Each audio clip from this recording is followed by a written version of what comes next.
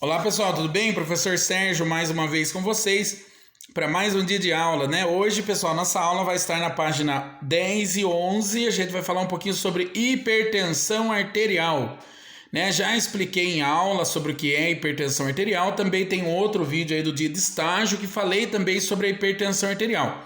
Mas nós devemos seguir o nosso cronograma aqui da apostila, né? E no dia de hoje, então, caiu hipertensão arterial. A gente vai falar mais um pouquinho. Não é perdido, por quê? Hipertensão arterial é algo que a gente deve estar craque, né? Vocês devem estar sabendo para poder orientar, para poder aferir aí a pressão arterial. Se tiverem dúvidas sobre a aferição da hipertensão arterial, vai lá no meu canal, acho que está no canal da Viviane, né? Mas tem lá um vídeo meu falando sobre a técnica de aferição de pressão arterial, tá? Dá uma olhadinha lá para não esquecer, beleza? Teve aluno que falou, já reclamou, que disse que não sabe aferir pressão arterial, que não teve aula de pressão arterial. Ô pessoal, imagine como que não teve, sendo que eu solicitei para todos os alunos desta sala que fizessem para mim um vídeo, né, aferindo pressão arterial e me enviasse. Como que não teve aula? Pelo amor de Deus, né? Mas reclamações à parte aí, vamos continuando. Pessoal, o que é então a hipertensão arterial? Pressão arterial, na verdade, ela é uma condição clínica, né? E ela é caracterizada, então, pela elevação dos níveis pressóricos, né? Na sístole, acima de 140, e na diástole, acima de 90. Professor, o que é sístole, o que é diástole? Sístole é aquele primeiro som que o coração faz. Tum, é a sístole. Né? Quando eu ouço no meu estetoscópio, que eu tô lá, coloquei lá no meu ouvido, né? Ouço o tum do coração, ele é a sístole. É quando o coração ele contrai. O coração ele fechou, bombeia o sangue, é a sístole, tá? E é o primeiro som que faz, é o primeiro número que marca ali. No caso do hipertenso, 140 ou acima. E o professor, o que é a diástole? A diástole é quando o coração ele relaxa, para que as câmaras dele encham novamente de sangue, tá? Aí também caracterizado uma pessoa hipertenso quando essa diástole dá 90 ou acima de 90, tá? Então quando eu faço a aferição da pressão lá do meu paciente e deu 140 por 90 ou acima de 140 por 90, né, ele já começa aí a ser considerado paciente hipertenso, desde que ele esteja relaxado, desde que ele não esteja nervoso, desde que ele não esteja... imagine só, o paciente estava fazendo uma corrida ou chegou cansado, lá vou aferir a pressão dele, está 140 por 90, o senhor é hipertenso, tem que tomar remédio. Não é assim, tá? Então tem que ter todo um acompanhamento clínico aí para fechar o diagnóstico, tá? E o que é, professor, a hipertensão arterial? São os níveis elevados, né? E como que ela funciona? Ela funciona assim, imagine só uma mangueira ligada lá no relógio da água da rua e eu abro o registro, né? E eu tenho uma água fluindo bem forte ali e eu tampo a boca da mangueira. Aquela água ela faz uma força nas paredes da mangueira, né? E aquilo dali é como se fosse a sístole. E quando eu solto a água, ela diminui um pouco. É como se fosse a diástole, entendeu? Então, assim, a pressão arterial nada mais é do que a força que faz. A hipertensão é quando essa força ela está muito aumentada, acima dos níveis aceitos aí, tá? Professor, mas então fala para mim, quais são os níveis que são aceitos? Ó, uma pressão ótima, uma pressão de 12 por 8, ou seja, 120 por 80, né? Explicando também aí, pessoal, mais uma vez, porque às vezes pode ser que alguém que não seja da área de saúde ouça esse vídeo, assista esse vídeo, né? Esteja interessado em saber sobre hipertensão arterial, pode ser que veja. O profissional da área de saúde sempre vai falar 120, né? Ou 80, um exemplo. Mas, né, a gente entende por 12 por 8, né? Quem não é da área de saúde vai entender assim. Não tem problema, é a mesma coisa, só corta o zerinho ali, né? 0 com 0 pode cortar a lei da matemática, né, pessoal? Então, ótima, 12 por 8, tá? Normal, até 13 por 85, né? Ainda tá normal. Aí alguém pode perguntar, professor, mas como é que eu vou medir 85? Essa medição, pessoal, vai ser ou no aparelho eletrônico ou então mesmo no de ponteirinho, dá para perceber ali, né? Porém tem que ter um pouquinho mais de prática ali para ver onde que tá dando 85, tá bom? Mas é coisa simples também, tá? Então normal até 13 por 85 tá normal ainda, né? No limite entre 130 por 139, ou seja, né, 13 por quase 14 por 85 até 89, tá? Se der 90 já começa a ser o hipertenso estágio 1, né? Hipertenso estágio 1 também tem na tabela aqui, 140 até 159, né? Ou seja, quase 16, né? 159, quase 16, um pouquinho abaixo. E entre diastólica entre 90 e 99, tá? Aí quase 10, né? Quase 15 por 10 aí, né? Ele é um hipertenso de grau estágio 1 ainda, tá? Estágio 2, ele já é um hipertenso que vai dar os seus resultados médios de 160 a 179 e de 100 a 109, tá? O hipertenso estágio 3, segundo essa apostila, pessoal, às vezes pode ser que alguém chegue lá e fale assim, professor, eu pesquisei na internet, e lá na internet, no site do Dr. Drauzio Varela, ele falou assim que hipertenso é pessoa que tem acima de 20 por não sei quanto, entendeu? Assim, nós estamos seguindo a apostila, né, que foi feito para ser trabalhada na escola, né? Porém, assim, existem estudos e cada vez pode ser que dê aí uma alteraçãozinha, pouca coisa. Porém, o limite hoje da pessoa hipertenso, né, para ele começar a ser hipertenso, então é o paciente que esteja com 14 por 9 é considerado já um início aí de hipertensão arterial. Tá? Então, hipertenso daí estágio 2, como eu estava falando, 160, 179 a 100 e 109.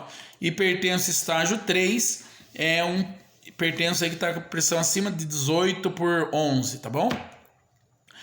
E a gente deve sempre, pessoal, procurar acompanhar esses limites de pressão para fazer as orientações, né, de forma correta. Imagina só, um paciente que ele está lá com sua pressão 18 por 11, o que está acontecendo?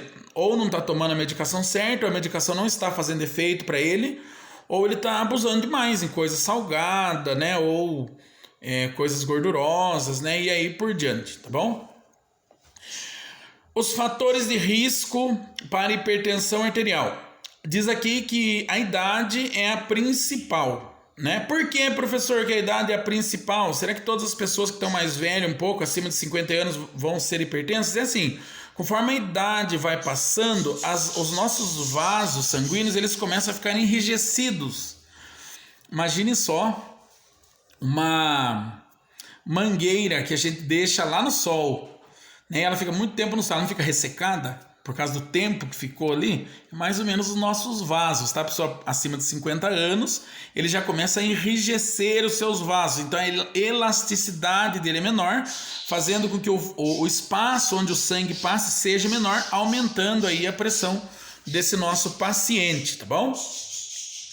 Pessoas de raça negra, excesso de peso, sedentarismo, né, ingesta aumentada de sal e álcool, pessoas que fumam, fatores genéticos, né, estresse, esse aí então são os fatores de risco, tá?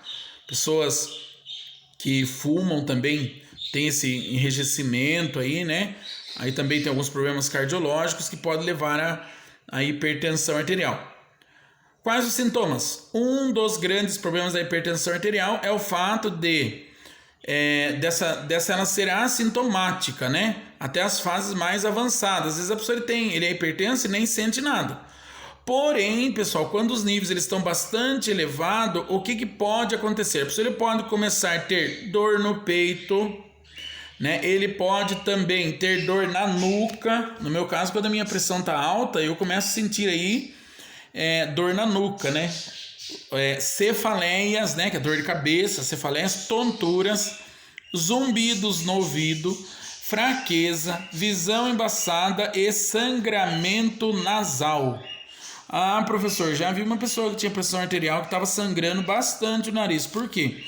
Os vasinhos que a gente tem no nariz, que irrigam o nariz, eles são muito fininhos, né? Como a pressão dele está aumentada, às vezes ele acaba estourando, né? Como também acontece de estourar aí no nosso cérebro, causando então, né, os antigos derrames que as pessoas falavam, né? Hoje já é AVC, né? AVE e AVEH, né? Você vê que os nomes mudam? Começou como um derrame, depois foi AVC, agora é AVEI ou AVEH. Tem um vídeo também lá, assistam lá. E dê um like no meu vídeo, hein? Meu sobrinho, eu não entendo nada de internet, mas meu sobrinho falou pra mim assim, que é impossível ter 40 visualizações nos meus vídeos e ter só 2, 3 likes. O que tá acontecendo, pessoal? Tem que apertar lá o joinha. Falaram pra mim que eu vou ganhar um dinheiro se eu tiver, parece que 4.000 horas de vídeo, né? Então, quando eu tiver, depois que eu morrer, quem sabe pode ser que chegue nas 4.000 horas, né?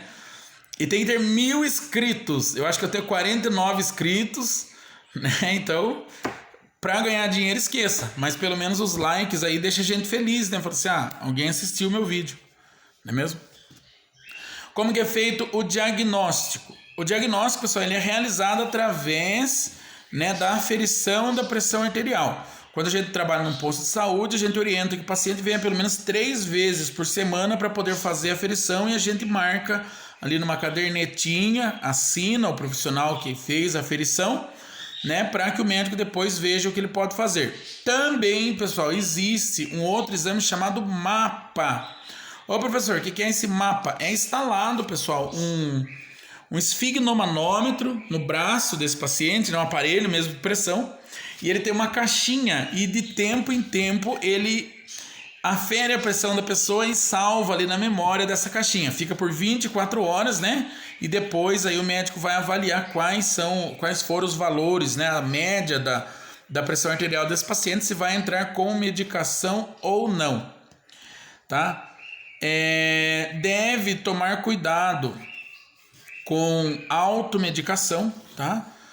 Então, a minha mãe, ela tem hipertensão arterial, daí ela toma o remédio que falaram para ela que é muito bom, eu vou tomar do mesmo remédio. O problema é o seguinte, pessoal, assim, cada pessoa é única, então, assim, precisa passar por uma avaliação de uma equipe, né?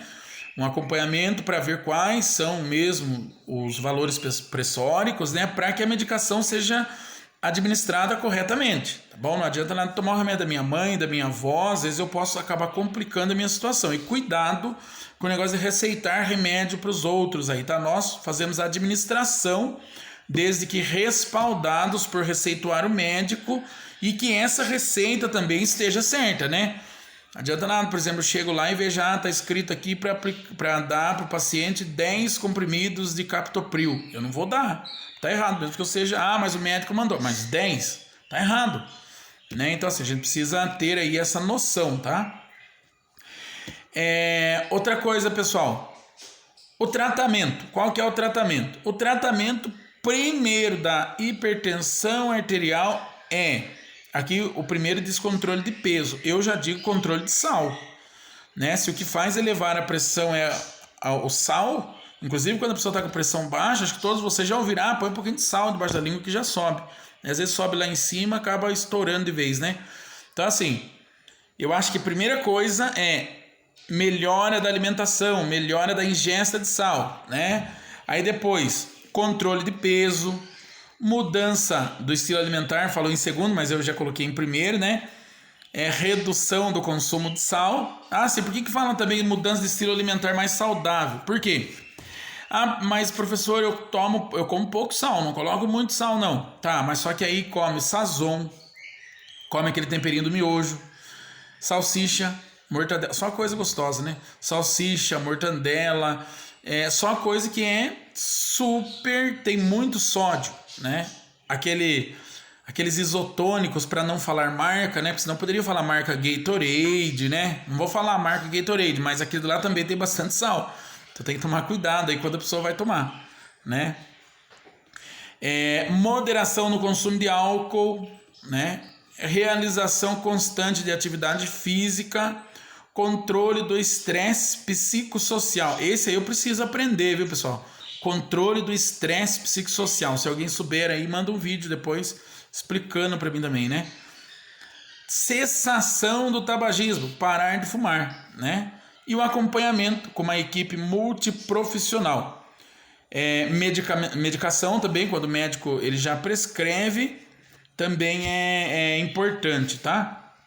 Pessoal, por que nós devemos tentar manter a nossa pressão arterial? E por que nós devemos também, pessoal, como profissionais da área de saúde, tentar fazer com que aqueles pacientes, aquela Dona Maria, o seu José, o senhor Joaquim, que vai lá no posto, né? Apesar que você vê que a gente só fala nome antigo de pessoas de idade, mas tem nome de pessoas que não são, que já tem uma certa idade, tem nome de pessoas mais jovens. Por exemplo, eu conheço pessoas de 70 anos que chama-se Érica, né?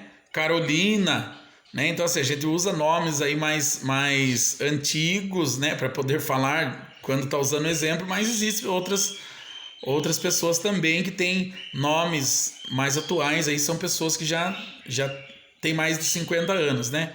Pessoal, mas brincadeiras à parte, nós, profissionais da área de saúde, devemos sim cuidar dos nossos pacientes que chegam ali no atendimento, no primeiro atendimento de saúde, porque ele é um paciente que ele tem uma pressão aí de 140 por 100, né? 14 por 10, por exemplo.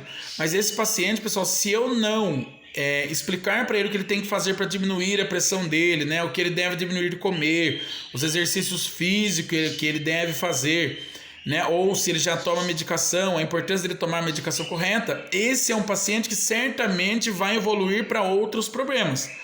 Professor, quais os outros problemas da hipertensão arterial? Primeiro problema, falência renal. A pessoa pode ter falência renal. Nossa, professor, por quê? Nos nossos rins, pessoal, existem ali os néfrons, né? Que com a pressão aumentada do sangue, ele começa a arrebentar ali aqueles vasinhos que tem no rim e aí perde também a função, a pessoa pode evoluir aí para falência renal. Os derrames cerebrais, né? Que depois passou a ser AVC, agora AVEH e AVI. Quem lembra o que é o AVEH e o AVI, pessoal?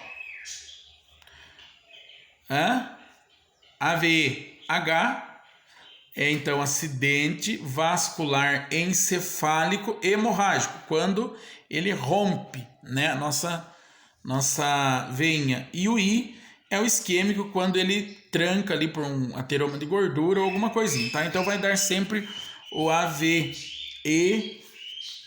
que é o hemorrágico. A pressão vai ser tão alta que vai acabar perfurando aí essa veia e derramando sangue aí no cérebro, tá? Essas são, pessoal, as principais complicações, né? Como também uma vida muito ruim, por exemplo, de dores de cabeça, desânimo, uma vida de pessoas que sangramento nasal, né? Que chama-se epistaxe, né? Epistaxe é sangramento nasal, não esqueça, tá? Quando lembrar aí de epistaxe, lembre-se que é sangramento nasal, tá? Então essas são as principais complicações, tá?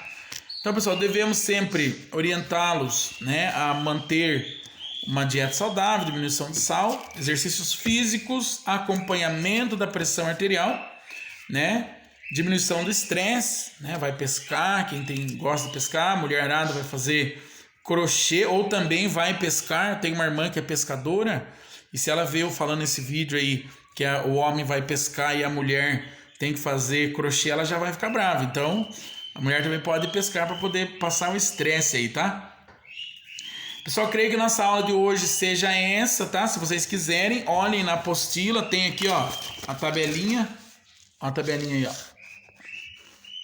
Ih, gente, ficou de ponta cabeça para vocês, né? Deixa eu virar aqui.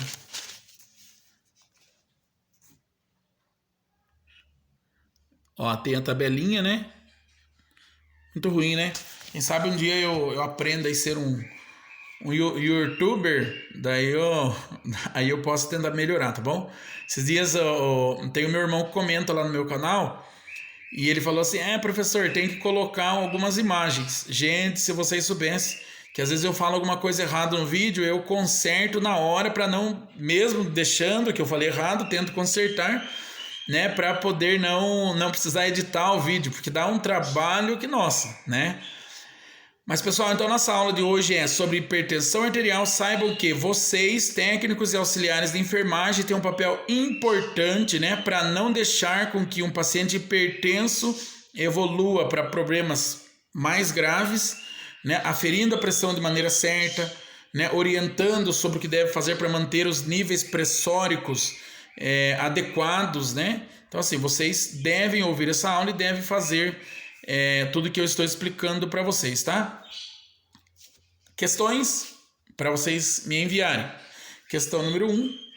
Qual o valor pressórico aceitável? Questão número 2. O que deve fazer para manter a pressão arterial em níveis aceitáveis? Questão número 3. Descreva a técnica de aferição de pressão arterial. Pessoal, ó, eu quero que vocês descrevam a técnica correta. Se vocês não souberem, vão lá assistir o meu vídeo. Deu like, quem não deu like no vídeo, né? Chega a dar raiva esse negócio de like, né? Eu, quando assisto algum vídeo, a pessoa fica lá, dá o like, que não sei o que. Mas eu tenho raiva. Mas, né, se eu gostar do vídeo, às vezes eu dou o like. E quando eu vejo também que a pessoa tá precisando, eu vou lá e aperto o like lá, tá?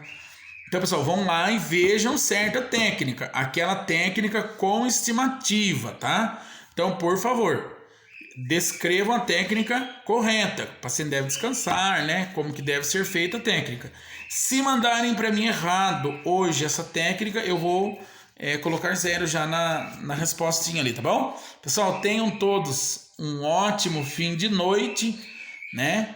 Uma ótima tarde aí, ou um ótimo dia para quem for assistir amanhã, tá? 3 dias para enviar no meu e-mail, tá bom? Pessoal, até mais!